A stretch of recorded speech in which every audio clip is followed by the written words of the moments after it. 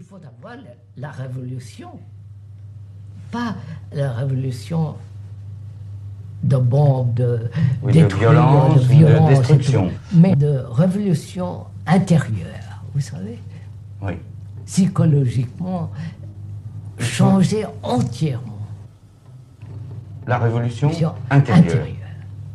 Mais donc, il faut, s'il veut changer ça, il faut changer soi-même. Oui. Si on se change soi-même, c'est entièrement. C'est pour devenir quoi? Devenir, vous savez, intelligent, avoir de l'amour. Bonjour et bienvenue dans ce podcast consacré à Jiddu Krishnamurti. Jiddu Krishnamurti, né en 1895, mort en 1986, nous a légué une quantité phénoménale de conférences, de causeries, mais aussi de textes. Ici, je vais consacrer l'étude aux causeries qu'il a données l'année 1977, alors qu'il avait déjà 82 ans. Ces causeries ont été données pour l'essentiel entre la Californie, la Suisse et l'Angleterre. Nous allons donc revisiter sa pensée car l'éveil de l'intelligence est avant tout un acte d'amour.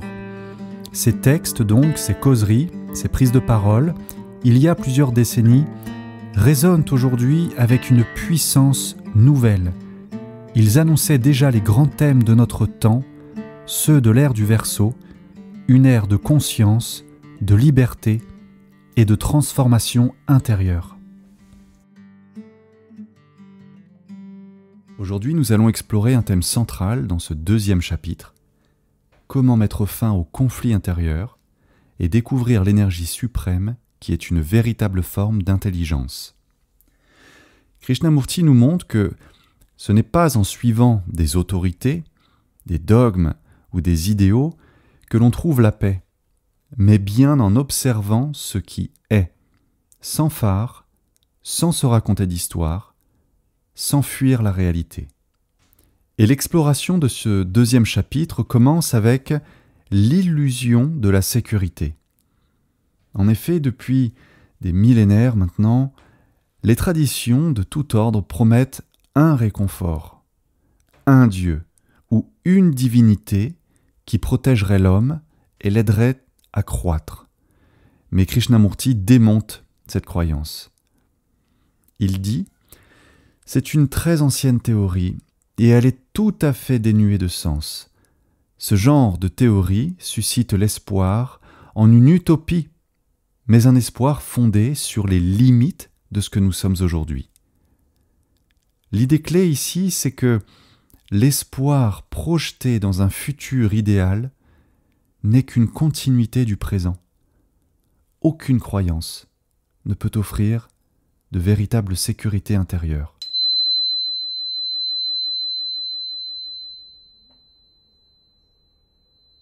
Poursuivons avec l'autorité et les schémas. Toujours dans ce chapitre, on apprend que nous cherchons tous le confort, le réconfort de règles établies, de recettes toutes faites, de maîtres, de voies tracées au préalable qui seraient donc rassurantes. Mais ce recours à l'autorité est une impasse.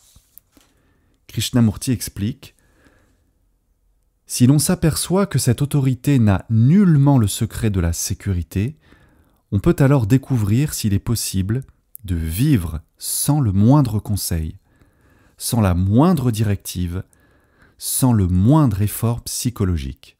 Toute dépendance à un modèle extérieur nous enfermerait donc dans la contradiction entre ce que nous sommes et ce que nous pensons devoir être. Et cette contradiction est déjà un conflit. Dit autrement, elle est une dissociation interne que nous entretenons.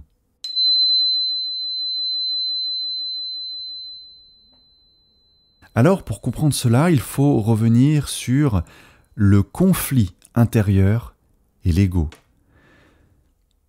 Dans ce chapitre, on lit que notre éducation nous a conditionnés à vivre dans le champ conflictuel. Soit tu es avec moi, soit tu es contre moi. Le mode binaire de la dualité. Nous sommes toujours en lutte, toujours en compétition dès notre plus tendre enfance, en quête de perfection, et nous plaçons malgré nous l'ego au centre, c'est-à-dire cette représentation sociale, extérieure, de notre être intérieur, avec tous ses masques. Écoutons Krishnamurti. On ignore ce qu'est la compassion, on est toujours en lutte, et l'on s'accorde par conséquent beaucoup d'importance. C'est l'ego donc, avec ses ambitions et ses idéaux, qui alimente la violence intérieure et qui entretient la division.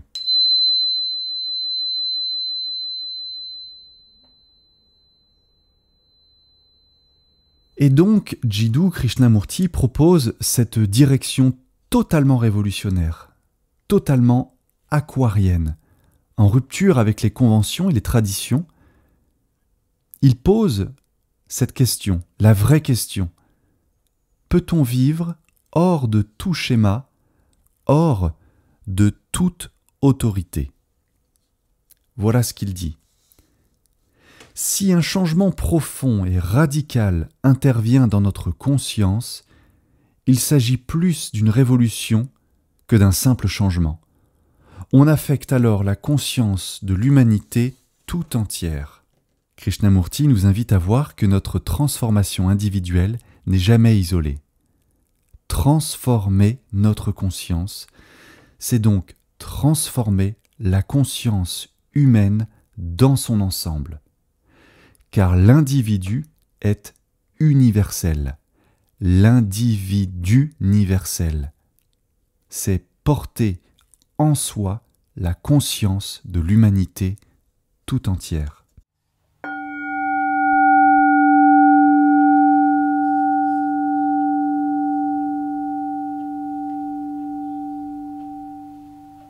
À ce stade de compréhension, il importe donc de réaliser une transformation radicale de notre usage de nos énergies internes. Expliquons le conflit entre ce qui est et ce qui devrait être.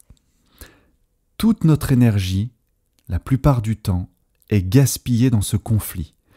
Nous fuyons le réel, nous fuyons les faits, nous fuyons ce qui est pour poursuivre un idéal. Mais les idéaux sont des vues de l'esprit, esprit qui est un reflet du mental, lui-même conditionné par notre passé.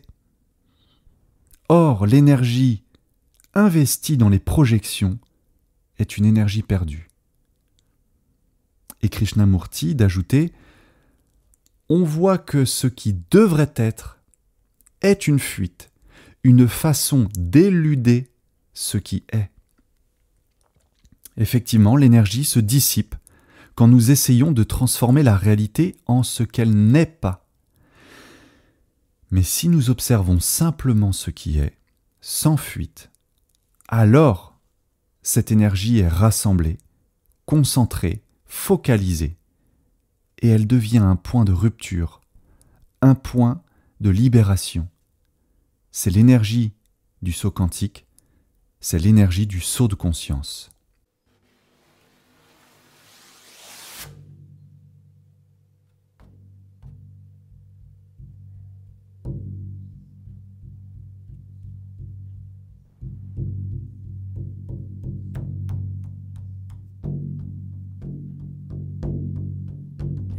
Krishnamurti nous donne l'exemple de l'envie. Arrêtons-nous dessus un instant. Il dit « L'envie naît de la comparaison, de la mesure entre ce que je n'ai pas et ce que tu as. Et la pensée, parce qu'elle a été dressée à fuir, fuit donc cette chose. Si nous cessons de fuir, si nous observons sans jugement, alors l'envie perd de son emprise, non ? Krishnamurti nous répond « On rassemble et on applique à l'observation toute l'énergie qu'on avait employée à fuir, à résister, à censurer. L'observation directe, sans fuite, devient donc la libération. Mais alors, qu'est-ce qui nous entrave? Pourquoi est-ce si difficile de nous défaire de ces prisons mentales?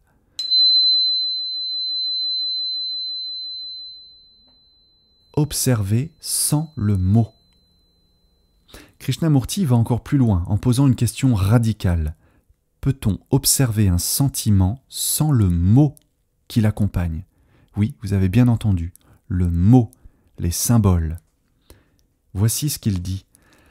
Le mot a créé le sentiment, car le mot est associé à ce sentiment et il nous le dicte. Peut-on observer sans le mot? L'invitation ici est de comprendre que nos émotions ne sont pas seulement des faits intérieurs. Elles sont largement dictées par le langage. Pour reprendre l'exemple que Krishnamurti nous donne, quand je dis « je suis envieux » ou au même titre que « je suis en colère », le mot fixe le sentiment et il l'entretient. Mais si l'on observe sans le mot, sans toutes ces figures qui apparaissent dans notre mental, sans toutes les boîtes à idées qui connectent avec des concepts chargés par la lourdeur du sens et de l'histoire qu'on leur a donnée, le sentiment peut s'éteindre de lui-même. Écoutons encore Krishnamurti. En l'absence de mots, il n'y a pas de communication entre le fait et l'observateur. Donc, le mouvement de la pensée en tant que envie a pris fin. Autrement dit, les mots sont des prolongements de la pensée. Et si la pensée s'arrête, alors le mot s'efface aussi, et avec lui, l'énergie du conflit.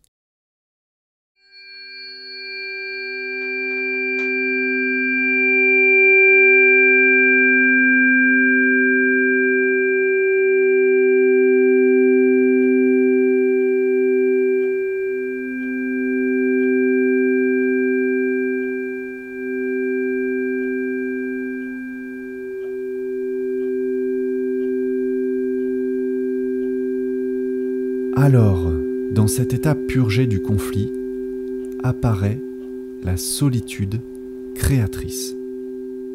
Krishnamurti insiste également dans ce chapitre sur l'importance de la solitude. Mais attention, pas l'isolement.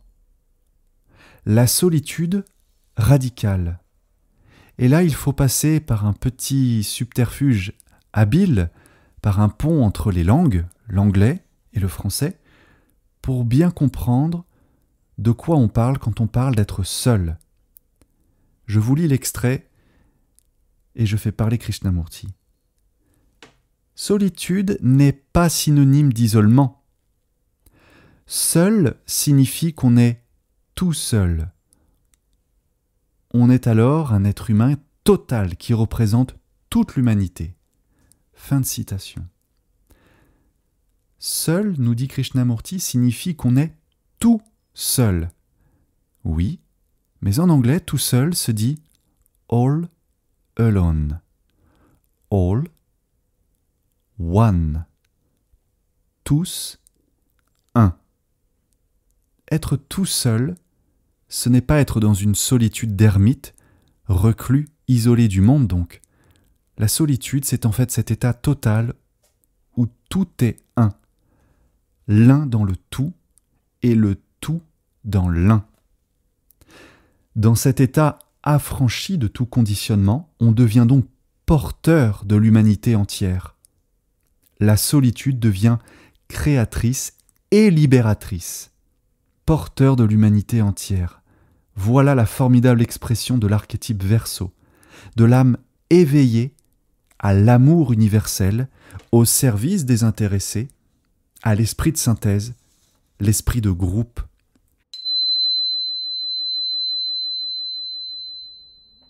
C'est alors que, enfin, il devient possible de vivre avec ce qui est, et non plus en cherchant à fuir ce qui est. Krishnamurti conclut dans ce chapitre « Vivre avec ce qui est de façon complète suppose une absence totale de conflit. Mettre fin au conflit suffit à rassembler l'énergie suprême qui est une forme d'intelligence. Cette énergie, autrefois gaspillée dans la fuite, jetée comme dans un puits sans fond, gaspillée dans la comparaison, dans la résistance à ce qui est, cette énergie devient maintenant disponible. Imaginez l'énergie universelle, libre, infinie, sans restriction, une énergie d'intelligence, la conscience même qui ordonne les forces dans l'univers. Cette énergie est l'intelligence même, non conditionnée, claire, libre.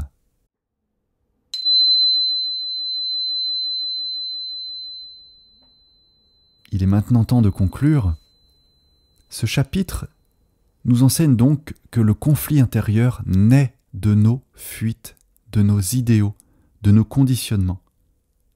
Et que mettre fin à ce conflit, ce n'est pas une simple discipline à suivre à la lettre, mais bien une révolution intérieure. Et cette révolution libère une énergie totale. C'est une intelligence vivante qui ne dépend d'aucun maître, ni d'aucune croyance. Et c'est vraiment là une clé pour notre époque, pour chacun d'entre nous, à l'aube de l'ère du Verseau, une ère de conscience universelle, de fraternité et de liberté véritable, hors des conditionnements, hors des limitations imposées et perçues, mais également hors des intelligences artificielles. En un mot, être un pur humain.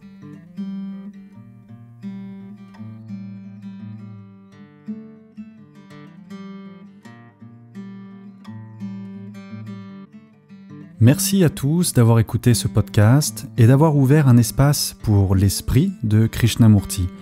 Si vous souhaitez soutenir cette démarche et être tenu informé des prochaines publications, pensez à vous abonner au canal Yodam. Vous y retrouverez chaque jeudi les rendez-vous zen, ainsi que chaque vendredi les vidéos sur l'âme et bien sûr la suite de ce voyage avec Krishnamurti chaque dimanche et chaque mercredi. Merci, à bientôt.